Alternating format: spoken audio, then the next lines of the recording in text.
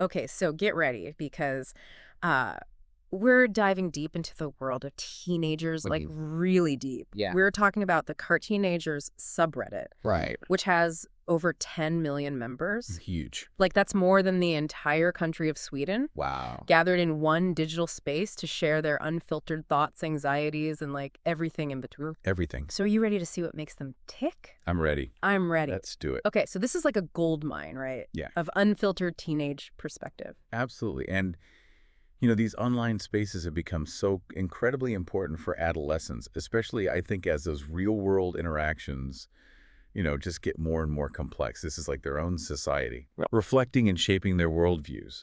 And by listening to these conversations, right, we get this really unique glimpse into their trends, anxieties, and those cultural shifts, like in action. It's true. It's fascinating to have this kind of window into their world. Totally. It really is like a live feed of the teenage psyche. I like that. And one thing that really struck me diving into the subreddit was just the sheer variety. Oh, yeah. Like, one minute you're reading about some pretty serious stuff, mental health, ethical dilemmas, you name it. And then the next minute you're like thrown back to your own high school days with these hilarious, relatable moments. It's a trip. Yeah, well, it's that classic push and pull of adolescence, right? You have these intense emotions coupled with rapid development, and then that ever-present challenge of navigating those increasingly complex social structures, both online and offline. Right. It's a lot to handle. Yeah, no kidding. Okay, so I wanted to start with this post that really got me thinking. Yeah. It's from this young guy who's like wrestling with toxic masculinity. Right. He talks about feeling stifled by these expectations surrounding male friendships, like this whole idea that guys can't be affectionate with each other without being labeled or whatever. Yeah. It's kind of heartbreaking, but it reflects, I think, a very real struggle that so many young men face. Yeah, it does. And you see societal expectations often really limit emotional expression for boys, which can have like these long-term effects on their ability to form close, meaningful connections. So it really highlights this urgent need for open communication. Right? Yeah. And challenging those traditional norms that ultimately hold them back. Totally. We need to create spaces where young men feel comfortable expressing their emotions without fear of judgment. Absolutely. Okay, so let's shift gears for a sec to a post that dives into some seriously murky ethical waters. Q Waters, I like it. So there's a 17-year-old who's asking for advice because his sister and her wife have asked him to be a sperm donor. Oh, wow. Yeah. Okay, so this is like a prime example of how changing social norms intersect with these really complex ethical dilemmas. Totally. Family structures are evolving, right? Yeah. And with advancements in assisted reproduction, we're seeing more and more situations that challenge those traditional ideas about family planning. Yeah. The conversation that's only going to get more complex and more nuanced moving forward. It really makes you think about the future of family, doesn't it? It does. And speaking of thought-provoking, just when you think you're starting to get a handle on the teenage psyche, you stumble across a post that just like throws you for a loop. Okay. This one asks, if you guys could choose how to die, what would you pick? Oh, wow. And the responses range from like surprisingly insightful to, let's just say, a bit morbid. Yeah, I mean, death and mortality, they're inherently fascinating subjects, especially for adolescents, right? Right. This is a time when they're grappling with their own sense of identity and purpose, trying to figure out their place in the world. And these kinds of questions might seem morbid on the surface, but they could actually reflect a deeper need to understand their own mortality, process those complex emotions, or even exert a sense of control in a world that often feels chaotic. It's like a window into how this generation processes those existential anxieties, and it's definitely something that developmental psychologists are studying very closely. It really makes you wonder what's going on beneath the surface, right? Yeah, absolutely. Okay, enough with the heavy stuff for a minute. Let's talk about something a little more lighthearted. Okay.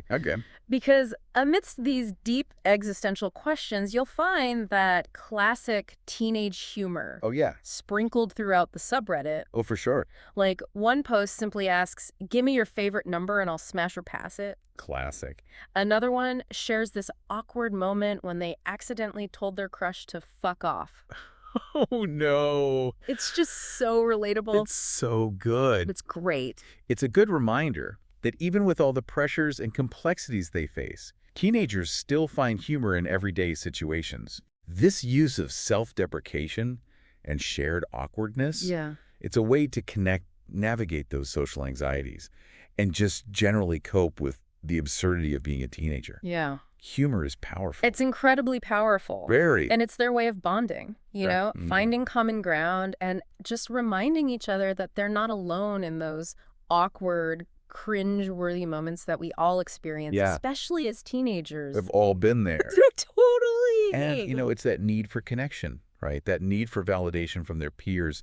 It's a huge part of the teenage experience. Totally. These are those really formative years where, like, social hierarchy and peer approval hold so much weight. Yeah. What might just seem like a throwaway comment to us Mhm. can have a real impact on their self-esteem. That's a really good point. It's easy to forget how much those interactions, even just those little moments of awkwardness or acceptance, can shape how they see themselves. Right.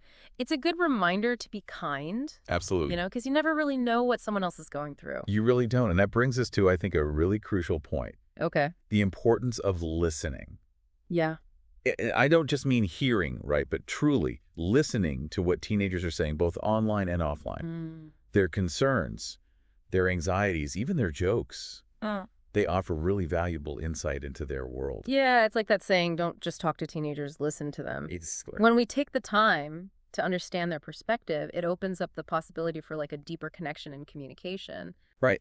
And what's amazing about this subreddit is the sheer diversity of topics that come up. Yeah, it's all over the place. It really is. I mean, one minute they're debating the merits of pineapple on pizza, Naturally. and the next they're totally freaking out about some weird rash or a crush on their English teacher. It's wild. Oh, yeah, or like that post we talked about earlier, the one where the user swore they were Beyonce. Oh, yes. I love that one. Classic. And that kind of playful blurring between fantasy and reality, it's such a hallmark of adolescence. Yeah.